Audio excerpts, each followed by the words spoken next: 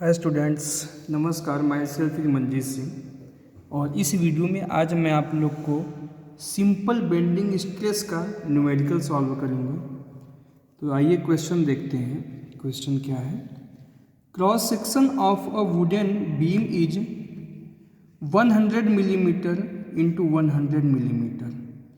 एक wooden beam है, एक कोई प्रकाष्ठ का बीम है जिसका अनुप्रस्थ खंड जिसका क्रॉस सेक्शन का साइज दिया गया है 100 मिलीमीटर इंटू 100 मिलीमीटर, यानी उसका ब्रेथ 100 mm है और उसका डेप्थ भी 100 mm है।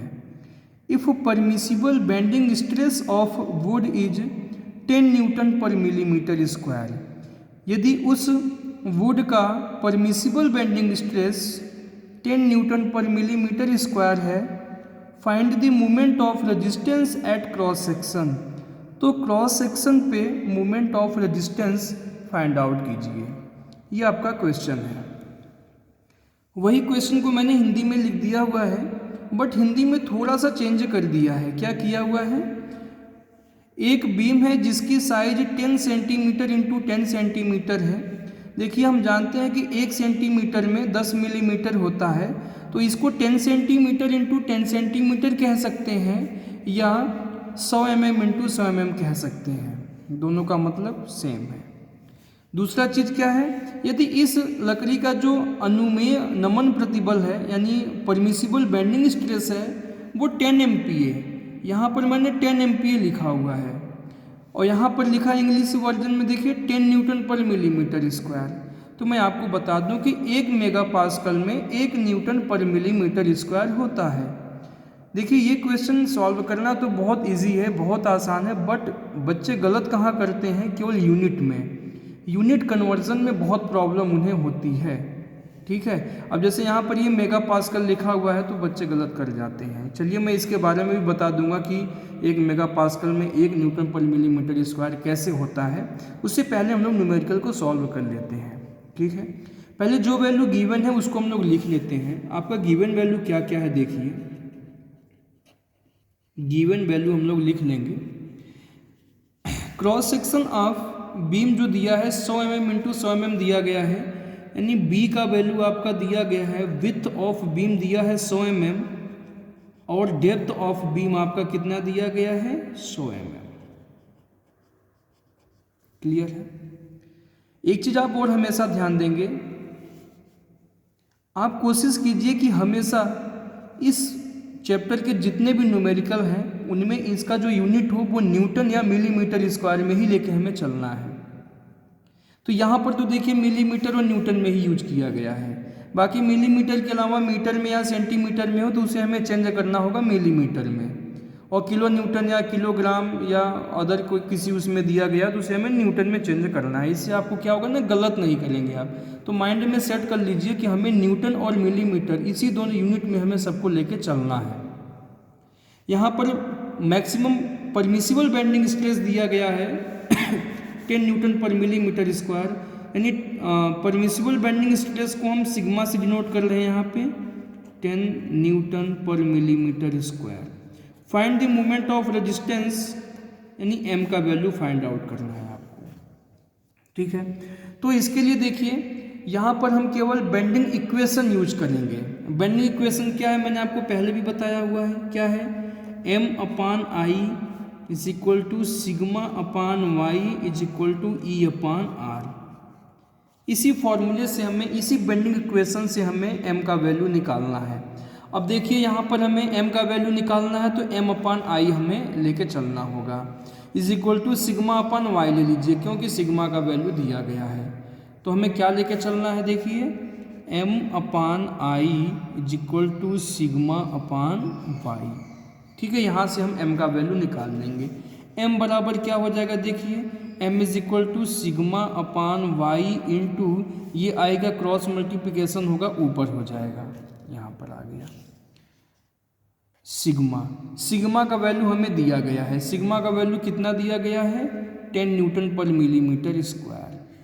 y इज इक्वल टू क्या होता है?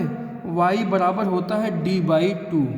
मैंने आपको पहले भी बताया है y बराबर क्या होता है? d/2। और आई क्या है, आई है आपका मोमेंट ऑफ इनर्शिया। तो मोमेंट ऑफ इनर्शिया का फॉर्मूला क्या होता है, बी डी क्यूब अपान में 12। तो B into D cube upon में 12। अब देखिए ये दो आपका ऊपर चला जाएगा, 10 इंटू 2 इंटू एक डी से एक डी कैंसिल हो जाएगा, बी डी स्क्वायर अपान में 12। अब यहाँ पर वैल्यू लिख लीजिए आप, 10 इंटू 2 इंटू बी का वैल्यू कितना है 100, डी का वैल्यू 100 का स्क्वायर अपान में 12। इसे सॉल्व करेंगे क्या आ जाएगा, सॉल्व कर लेते हैं। 10 इंटू 2 इंटू 100 इंटू 100 का स्क्वायर डिवाइड बाई 12। तो आपका ये हो गया, इसको पावर में ले लेते हैं, 1.66 इंटू 10 की पावर 6, और इसका यूनिट क्या होता है, न्यूटन मिलीमीटर। बात समझ में आई, यानी आपको आंसर आ गया, मूवमेंट कितना आ गया, मूवमेंट आ गया आपको, अगर वहाँ पे नहीं दिखाई दे रहा है तो m इज इक्वल टू आ गया आपका 1.66 into 10 to the power 6 newton millimetre. This is answer. बहुत ही सिंपल तरीके से हमने सॉल्व कर लिया। अब मैंने आपको बताया था बच्चे गलत कहाँ करते हैं, बच्चे हमेशा यूनिट कन्वर्जन में गलत करते हैं। तो मैं आपको कुछ चीज़ें बता रहा हूँ, आप उसको ध्यान में रखेंगे, कुछ पॉइंट बता रहा हूँ, आप ध्यान से समझेंगे। मैंने आपसे बोला कि हमेशा मिलीमीटर में लेके चलना है। अगर मिलीमीटर में दिया गया है तब तो बहुत अच्छा, सही है। अगर मान लो सेंटीमीटर में दिया गया है तो आप मिलीमीटर में चेंज कर लेंगे। 1 सेंटीमीटर में 10 मिलीमीटर होता है, आप 10 से मल्टीप्लाई करके हमेशा उसे चेंज कर लेंगे। अगर मान लीजिए मीटर में दिया गया है तो 1 मीटर में कितने मिलीमीटर होता है, 10 की पावर 3 मिलीमीटर।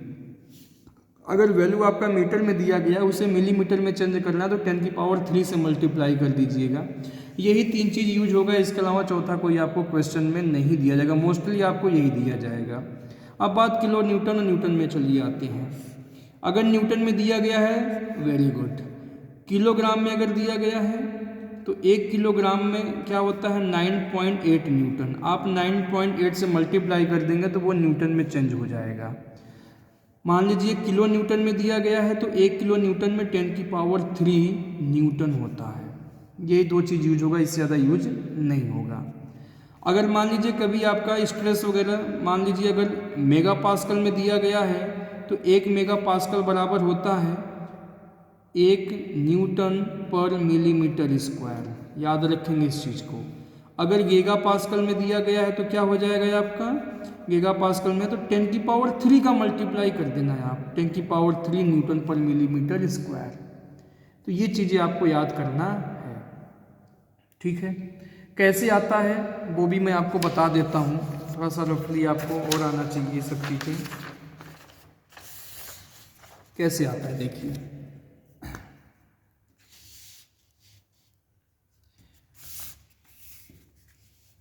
एक पास्कल बराबर होता है 1 न्यूटन पर मीटर स्क्वायर, ठीक है।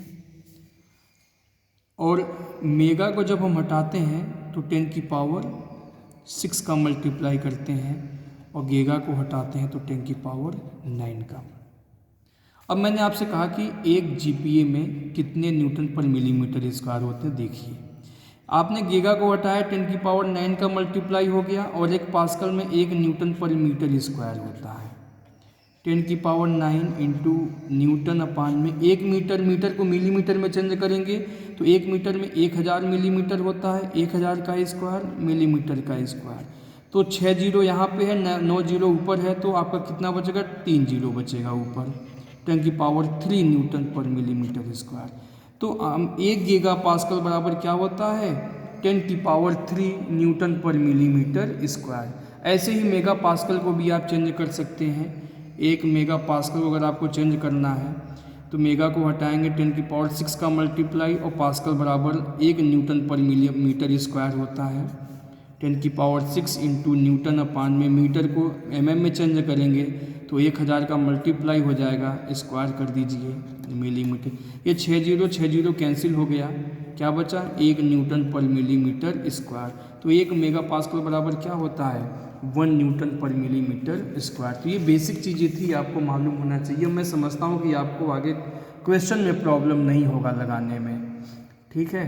तो चलिए फिर मैं मिलता हूँ